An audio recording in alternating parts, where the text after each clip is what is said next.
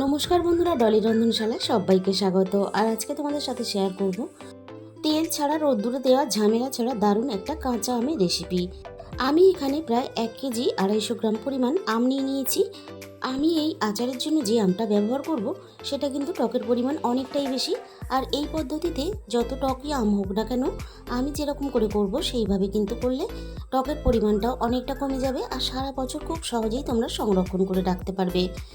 আমি প্রথমে আমের খোসাগুলো খুব ভালোভাবে ছাড়িয়ে পরিষ্কার করে নেব। আমের খোসাগুলো আমি একটা একটা করে ছাড়াতে থাকবো আর এইভাবে জলের মধ্যে দিয়ে দেবো, যাতে আমের কালো কষগুলো খুব সহজেই বেরিয়ে যায়।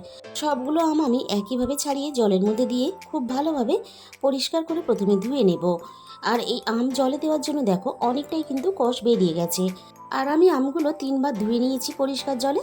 এবারে সমস্ত আমগুলো আমি এইভাবে গোল গোল চাকা চাকা করে আমি কেটে নেব।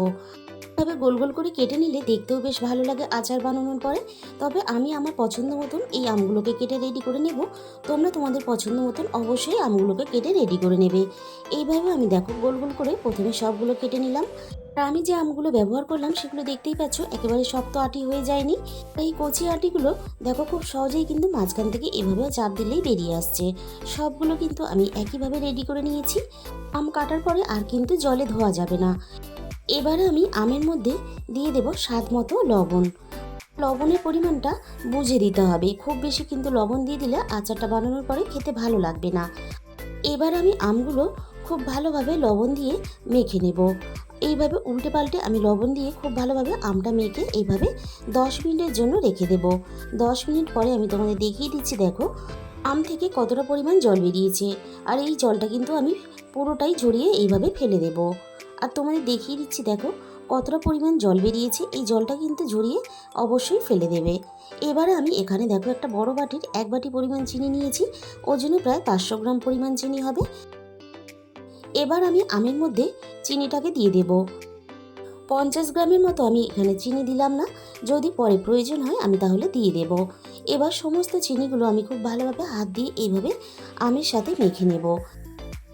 আর এই পদ্ধতিতে আমের মধ্যে চিনি দিয়ে আচার বানালে তাহলে কিন্তু রান্নার সময় পুড়ে যাওয়ার ভয় থাকবে না। এবারে আমি চিনি আর আম একসাথে এভাবে মিশিয়ে দিয়ে 20 মিনিটের মতো রেখে দেব। এই ফাঁকে একটা মশলা বানিয়ে নেব। এর জন্য আমি দিয়ে দিলাম 2টো শুকনো লঙ্কা। আর শুকনো লঙ্কাটা একটু ভাজতে সময় লাগে, তাই আমি শুকনো লঙ্কাটা আগে একটু নেড়েচেড়ে ভেজে নিলাম। চায়ের ছোটো চামচের 1 চামচ পরিমাণ জিরে দিয়েছি। আর জিরেটা কড়াইয়ে দেওয়ার সময় ভিডিওটা শ্যুট করতে আমি ভুলে গেছি, তাই আমি দেখাতে পারলাম না। আর দিয়ে দিলাম এখানে 1 চামচ পরিমাণ পাঁচফোড়ন। আর দিয়ে দিলাম এখানে 1 চামচ পরিমাণ গোটা ধনে। আর দিয়ে দিলাম এখানে 1.5 চামচ পরিমাণ মৌরি। এবার আমি সমস্ত মশলা একসাথে নাড়াচাড়া করে হালকা আঁচে ভেজে নেব। খুব বেশি মশলাটাকে আমি ভাজবো না। মশলার গায়ের একটা হালকা কালার চেঞ্জ হয়ে এসেছে, দেখো আমি দেখিয়ে দিলাম। ঠিক এরকম করে আমি মশলাটাকে ভেজে এবার আমি কড়াই থেকে মশলাটা নামিয়ে ঠান্ডা করে পরে গুঁড়ো করে নেব। আর তোমাদের দেখিয়ে দিচ্ছি আমের সাথে চিনিটা সম্পূর্ণ মিশে গিয়ে জলের মতো হয়ে গেছে। এবারে আমি কড়াইয়ের মধ্যে আম আর চিনি একসাথে ঢেলে দিলাম। আম আর চিনি কড়াইয়ের মধ্যে দেওয়ার পরে কালারের জন্য আমি সামান্য পরিমাণ হলুদ গুঁড়ো দিয়ে দিলাম। এবার আমি নাড়াচাড়া করে হলুদ গুঁড়োটা খুব ভালোভাবে আমের সাথে মিশিয়ে দেব। তবে খুব বেশি পরিমাণ কিন্তু হলুদ গুঁড়ো আচারে ব্যবহার করবে না, তাহলে আচারের রঙটা অনেকটাই লাল হয়ে দেখতে ভালো লাগবে না। হলুদ গুঁড়োটা আমি চিনির সাথে খুব ভালোভাবে মিশিয়ে দিয়ে আমি এখানে 5 থেকে 7 মিনিটের মতন আমি হাই ফ্লেমে চিনির সাথে আমগুলোকে ফুটতে দেব। এবারে আমি গ্যাসের ফ্লেমটা মিডিয়ামে দিয়ে একটু আমটাকে নাড়াচাড়া করে নেব। তোমরা হয়তো অনেক রকম পদ্ধতিতেই আচার বানিয়েছো, তবে এই পদ্ধতিতে একবার আচার বানিয়ে দেখো।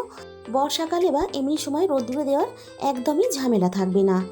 তাছাড়া গোটা চিনি দিয়ে আচার বানালে অনেক সময় আগুনের কম বেশি হওয়ার জন্য চিনিটা কিন্তু পুড়ে যাওয়ার ভয় থাকে। এইভাবে বানালে চিনি পুড়ে যাওয়ার কিন্তু একটুও ভয় থাকবে না। আমার চিনি খুব ভালোভাবে ফুটতে শুরু করে দিয়েছে। এই সময় আমি এখানে দিয়ে দিলাম 1 চামচ পরিমাণ ভিনিগার। ভিনিগারটা আমি খুব ভালোভাবে মিশিয়ে দিলাম। আচারটা এদিকে হতে থাক, আমি মশলাটাকে রেডি করে নেব। মশলাটা আমি ভালোভাবে ঠান্ডা করে শিলের মধ্যে নিয়ে নিয়েছি। এবার আমি মশলাটাকে দানা দানা রেখে গুঁড়ো করে নেব। তোমরা যদি মিক্সিতে গুঁড়ো করো তাহলে কিন্তু একবার মিক্সিটা চালিয়ে বন্ধ করে দেবে, তাহলে কিন্তু এরকম গুঁড়ো গুঁড়ো মশলা রেডি হয়ে যাবে। মশলাটা আমি এরকম দানা দানা করে গুঁড়ো করে নিলাম। এদিকে আচারটাও প্রায় রেডি হয়ে এসেছে। আর এইভাবে আচার বানালে তাহলে কিন্তু বারবার খুন্তি দিয়ে ঘাঁটাঘাঁটি করবে না, তাহলে ভেঙে যাওয়ার ভয় থাকে। এবারে আমি দেখো একটা তোমাদের খুব কাছে থেকে দেখিয়ে দিচ্ছি কতটা রসালো হয়েছে আর দেখতে কতটা সুন্দর লাগছে। আর এইভাবে আচার বানিয়ে যাকে খেতে দেবে, খাওয়ার আগে কিন্তু সে দেখতেই থাকবে যে আচারটা কতটা লোভনীয় দেখতে হয়েছে। আর বাচ্চারা তো খুবই খুশি হবে এভাবে আচার বানালে। এবার আমি ভাজা মশলাটা দিয়ে দিলাম এখানে। ভাজা মশলাটা হালকা হাতে নাড়াচাড়া করে আমি একটু উপর নিচ করে মিশিয়ে দেব। আর এরকম রস রস রেখেই কিন্তু আমি আচারটাকে নামিয়ে নেব। ঠান্ডা হওয়ার পরে আচারটা আরও একটু গাঢ় হয়ে যাবে, তাই আমি এরকম রস রস রেখেই নামিয়ে নেব। আর রেসিপিটা ভালো লাগলে প্লিজ একটা ভিডিওতে লাইক করে দিও। আর এরকম নতুন নতুন রেসিপি পেতে অবশ্যই আমার চ্যানেলটাকে সাবস্ক্রাইব করে নিও। আর তোমাদের মূল্যবান সময় দিয়ে আমার এই রেসিপিটা শেষ পর্যন্ত দেখার জন্য তোমাদের সবাইকে অসংখ্য ধন্যবাদ। তাহলে আজকের মতো এই পর্যন্ত।